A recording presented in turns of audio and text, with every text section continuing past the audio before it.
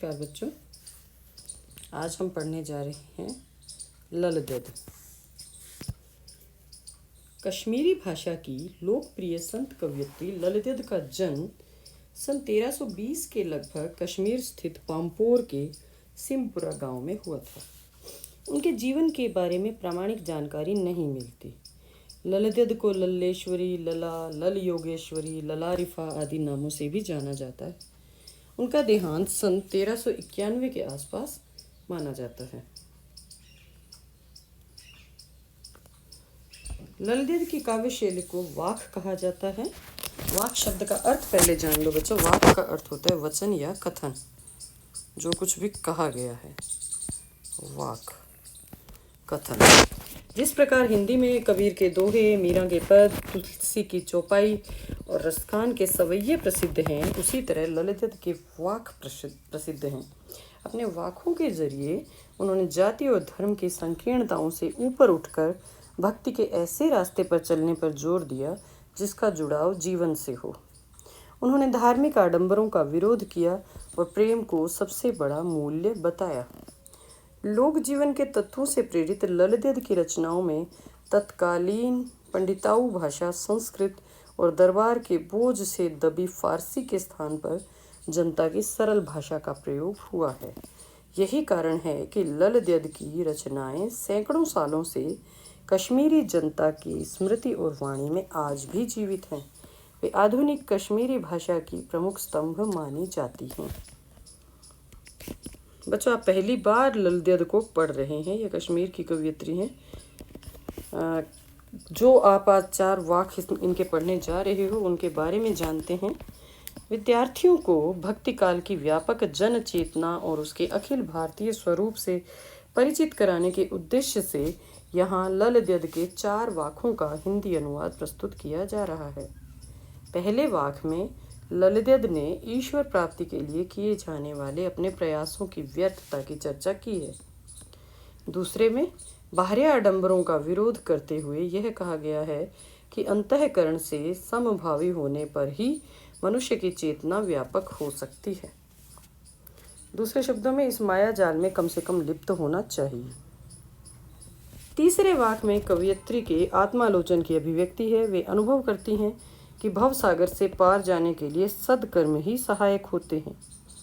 भेदभाव का विरोध और ईश्वर की सर्वव्यापकता का बोध चौथे वाक में है।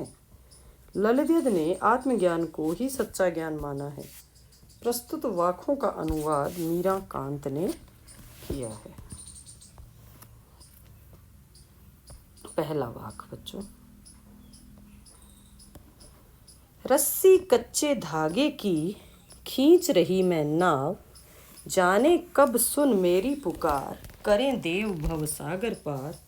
पानी टपके कच्चे सकोरे, व्यर्थ प्रयास हो रहे मेरे, जी में उठती रह हुक, घर जाने की चाह है घेरे। उसमें बच्चों एक तो सकोरे शब्द का अर्थ जान लीजिए आप। सकोरे कच्ची मिट्टी के बर्तन जो होते हैं उसको कहते हैं। कवयित्री कहती है कि उसने ईश्वर को पाने के लिए बहुत सारे प्रयास किए हैं, लेकिन ईश्वर उसे मिल नहीं पा रहे हैं। वो बार बार अपने प्रयासों में असफल हो रही है। कवयित्री खुद कहती हैं कि वो कच्चे धागों की रस्सी से अपनी जीवन रूपी नाव को खींचने की कोशिश कर रही है। पता नहीं कब ईश्वर उनकी पुकार सुनेंगे और भव सागर यानी संसार रूपी सागर से उनको पार कराएंगे। कवयित्री कहती हैं कि उनके प्रयास उसी प्रकार व्यर्थ हो रहे हैं जैसे कच्चे मिट्टी के पात्र में अगर पानी डाल दिया जाए तो वो टपक टपक कर सारा खत्म हो जाता है। वो कहती हैं कि उनके दिल में रह रहकर एक हुक उठती है, उनके मन में एक दर्द उठता है। वो किसी भी प्रकार अपने घर यानी अपने ईश्वर के पास जाना चाहती हैं, लेकिन ऐसा वो कर नहीं पा रही है। वो इस जीवन मरण से मुक्त होना चाहती है, जीवन रूपी सागर को पार करना चाहती है, लेकिन वो ऐसा कर नहीं पा रही है। अब भाषा की अगर बात करें, भाषा सरल है, सहज और मधुर है। यहाँ कई चीज़ें हैं जो प्रतीक रूप में आई है। देखिए, रस्सी मानव जीवन का प्रतीक हुई। और घर परलोक यानी ईश्वर का घर, नाव मनुष्य का शरीर। तो ये कुछ एक प्रतीकात्मक शब्द आए हैं। रह रह शब्द में पुनरुक्ति अलंकार है। अब हम इनका दूसरा वाक्य पढ़ते हैं। खा खाकर कुछ पाएगा नहीं, ना खाकर बनेगा अहंकारी। सम खा तभी होगा समभावी, खुलेगी सांकल बंद द्वार की। कवयित्री कहती हैं खाना, खा खाकर कुछ पाएगा नहीं। यहाँ खाने का अर्थ हम संसार की जो सुख सुविधाएं हैं उनसे ले सकते हैं कि जितने ज़्यादा हम इस संसार में सुख सुविधाओं में लिप्त होंगे, जितना अधिक उनका उपभोग करेंगे, उतना ही ईश्वर को पाने की जो संभावना है वो कम हो जाएगी। अगर वो ज़्यादा खाएगा, ज़्यादा इस संसार में लिप्त होगा तो उसे कुछ भी नहीं मिलेगा और ना खाकर बनेगा अहंकारी। लेकिन अगर व्यक्ति इस संसार से बिल्कुल ही निर्लिप्त हो जाए, इस संसार से बिल्कुल अलग हो जाए, तो वो अहंकारी बन जाएगा, वो घमंडी बन जाएगा। और ये दोनों ही स्थितियाँ व्यक्ति के लिए अच्छी नहीं हैं। लेकिन कवयित्री का कहना है कि अगर हम इस संसार में ज़रूरत से ज़्यादा लिप्त हो जाते हैं तो अच्छी बात नहीं है, और अगर हम इस संसार से बिल्कुल अलग हो जाएं तब भी अच्छी बात नहीं है, क्योंकि ऐसा होने से हम अहंकारी हो जाएंगे और इन दोनों ही स्थितियों में हमें ईश्वर की प्राप्ति नहीं होगी। फिर वो सीख देती हैं कि सम खा तभी होगा समभावी। सम खा, सम यहाँ आप कह संतुलित जीवन के अर्थ में ये बात कही गई है कि हम अपने जीवन में संतुलित रहें, ना तो हम इस संसार में बहुत ज़्यादा लिप्त हों और ना ही इस संसार से बिल्कुल अलग हों। अगर हम सम भावना रखेंगे, सबके प्रति समान भावना रखेंगे, तभी हमारे ज्ञान के बंद द्वारों की सांकल खुलेगी, यानी तभी हमें ज्ञान की प्राप्ति हो पाएगी। अब इसमें खा खा में बच्चों पुनरुक्ति हो गया, और तो इसमें यहाँ भी भाषा की अगर बात करें वही सरल है, सहज है, और सम खाने की जो बात कही है वो संतुलित जीवन या दार्शनिक भाव है। हमें सीख दी गई है कि हमें अपना जीवन किस प्रकार से जीना है। तीसरा, आई सीधी राह से गई न सीधी राह, सुसुम सेतु पर खड़ी रही बीत गया दिन आह, जेब टटोली कौड़ी न पाई, माझी को दूं क्या उतराई। लेखिका कहती हैं, कवियत्री कहती हैं, अपने स्वयं की आलोचना वो इसमें कर रही हैं। वो कहती है कि वो इस संसार में जब आई थी तो बिल्कुल सीधे रास्ते आई थी, यानी जब मनुष्य इस संसार में आता है तो किसी प्रकार का छल कपट मोह लोभ कुछ भी उसमें नहीं होता। लेकिन जब वो अपना जीवन व्यतीत करता है तो वो कभी भी सही ढंग से अपना जीवन व्यतीत नहीं करता। आते तो हर कोई सीधे रास्ते से ही हैं, लेकिन सीधे रास्ते कोई जाता नहीं है। सुषुम सेतु पर खड़ी रही बीत गया दिन आ। इसमें कवित्री का कहना है कि उसने ईश्वर को पाने के लिए योग साधना भी की। सुषुम्ना एक नाड़ी होती है, नाड़ी रूपी पुल, ये एक योग साधना का जो पुल है वो उसी पर खड़ी रही। ईश्वर को पाने के लिए उसने इन सब की कोशिश की, लेकिन वो इसमें सफल नहीं हो पाई और इतने में ही दिन बीत गए, यानी उसका जीवन बीत गया। अब जबकि वो अपने जीवन के अंतिम पड़ाव पर खड़ी है तो वो जब अपनी जेब टटोलती हैं, अपने जीवन के विषय में जब वो सोचती हैं तो उन्हें लगता है कि उन्होंने कुछ भी ऐसा नहीं किया कि जो वो ईश्वर को जाके बता सके। इस संसार रूपी सागर से पार उतारने वाला माझी यानी नाविक जो है, यानी जो ईश्वर है, आज वो उसको अपने अच्छे कर्मों का क्या हिसाब दे, वो इसी चिंता में पड़ी हुई है। इसमें सरल सहज भाषा है, प्रतीकात्मक भाषा यहाँ भी है।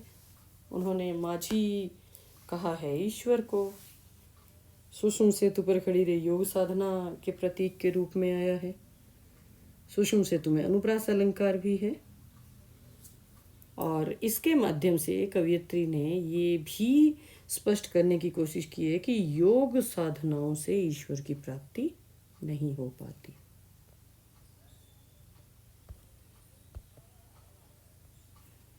थल थल में बसता है शिव ही, भेद न कर क्या हिंदू मुसलमान, ज्ञानी है तो स्वयं को जान, वही है साहिब से पहचान। साहिब ईश्वर को कहा है। शिव भी ईश्वर के लिए भी है, कल्याण के लिए भी शिव का प्रयोग हम करते हैं। इसमें कवयित्री कहती हैं कि इस संसार के कण कण में ईश्वर का निवास है। वह तो सब जगह व्याप्त है, सर्वव्यापक है। भेद न कर क्या हिंदू मुसलमान, इसका भेद करने की आवश्यकता नहीं है। हिंदू और मुसलमान का भेद नहीं करना चाहिए, क्योंकि ईश्वर तो सभी में और सब जगह पर ही बसता है। अगर तुम ज्ञानी हो तो स्वयं को पहचानो। आत्मज्ञान की आवश्यकता होती है। अगर हम आत्मज्ञान पा लेते हैं तो यही ईश्वर के साथ हमारी सच्ची पहचान होती है। अर्थात कवयित्री ये कहना चाहती है कि यदि मनुष्य को आत्मज्ञान हो जाए तो वह अपने ज्ञान रूपी नेत्रों से ईश्वर के दर्शन करने में सफल हो जाता है। सच्चा ज्ञानी वही है जो स्वयं को जान लेता है। इसकी भाषा सरल सहज और बच्चों थल थल में पुनरुक्ति अलंकार है। तो ये पाठ हमारा पूरा हो गया है बच्चों। अब हम इसके प्रश्न देखते हैं। रस्सी यहाँ किसके लिए प्रयुक्त हुआ है और वह कैसी है? रस्सी यहाँ हमारा शरीर और जीने के लिए जो हम साधन अपनाते हैं उनके बारे में कहा गया है। वह कमज़ोर है, कच्चे धागे से बनी हुई है। कवयित्री द्वारा मुक्ति के लिए किए जाने वाले प्रयास व्यर्थ क्यों हो रहे हैं?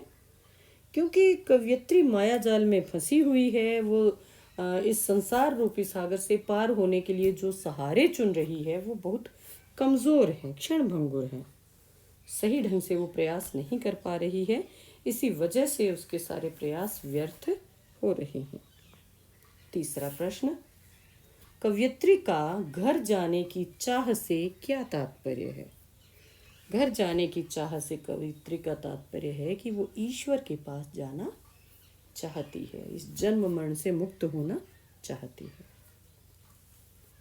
अगला प्रश्न, भाव स्पष्ट कीजिए। जेब टटोली कौड़ी ना पाई।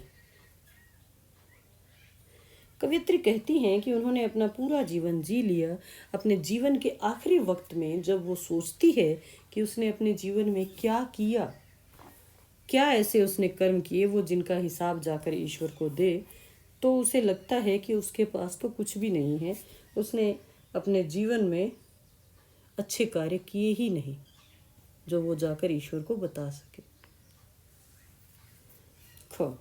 खा खाकर कुछ पाएगा नहीं, न खाकर बनेगा अहंकारी। इस पंक्ति में भी कवयित्री ने यही कहने की कोशिश की है कि अगर हम इस संसार में बहुत ज़्यादा लिप्त हो जाते हैं तो हमें जीवन में कुछ भी नहीं मिल सकता। और अगर हम इस संसार से बिल्कुल अलग हो जाते हैं तब हम में अहंकार की भावना आ जाती है, हम घमंडी हो जाते हैं। ऐसा करने पर भी हम कुछ नहीं पा सकते।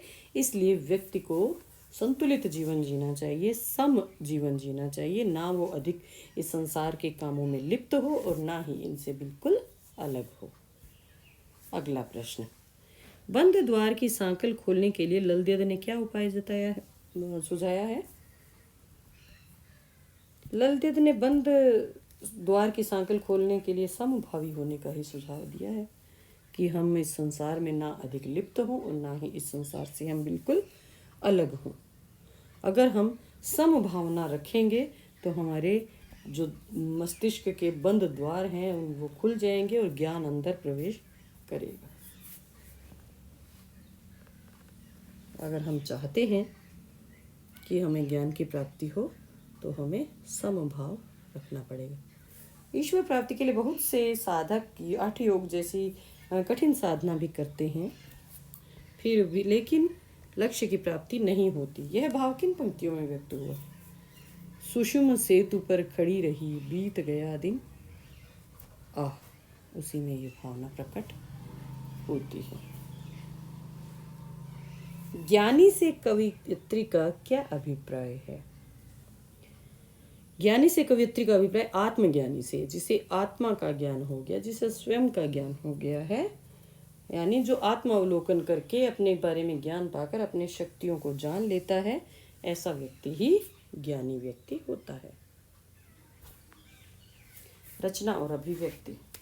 हमारे संतों, भक्तों और महापुरुषों ने बार बार चेताया है कि मनुष्यों में परस्पर किसी भी प्रकार का भेदभाव नहीं होता, लेकिन आज भी हमारे समाज में भेदभाव दिखाई देता है। आपकी दृष्टि से इस कारण देश और समाज को क्या हानि हो रही है? ये वैसे तो बच्चों आपको अपनी ही कल्पना से करना है, थोड़ी चर्चा हम कर लेते हैं कि आज भी हमारे समाज में हमें भेदभाव दिखाई पड़ रहा है, जिसके कारण हमारे देश और समाज को हानि होती है। समाज के लोग बंट गए हैं। आपस में अगर प्रेम भाव होगा, सब मिलकर कोई कार्य करेंगे तो देश की तरक्की होगी, लेकिन ऐसा नहीं है। धर्म के नाम पर, जाति के नाम पर हम लोग आपस में बट गए हैं। हम स्वयं अपने देश में सब मिलजुल कर नहीं रहे, अपने पड़ोसी देशों के साथ हम मिलजुल कर नहीं रह रहे हैं, और ये चीज़ हमारे समाज के लिए अच्छी नहीं है। इसकी वजह से हमारे देश के बहुत सारे होनहार लोगों को अपनी जानें देनी पड़ती है। आपसी भेदभाव मिटाने के लिए सुझाव यही है कि हम सभी धर्मों के प्रति समान भाव रखें। सारे मनुष्य बराबर हैं, रंग रूप चाहे किसी का कैसा भी हो, आत्मा तो सभी की एक जैसी है। हमें अमीर गरीब में, ऊंचे नीचे में, जाति के नाम पे भेदभाव नहीं करना चाहिए। अपने सभी मित्रों के साथ एकता बनाए रखनी चाहिए। सभी लोग मिलजुल कर प्रेम के साथ जीवन व्यतीत करें, यही अच्छा है। तो बच्चों, ये थे हमारे प्रश्न। आप इनको अच्छे से समझ के और फिर अपनी कॉपी में करेंगे। धन्यवाद।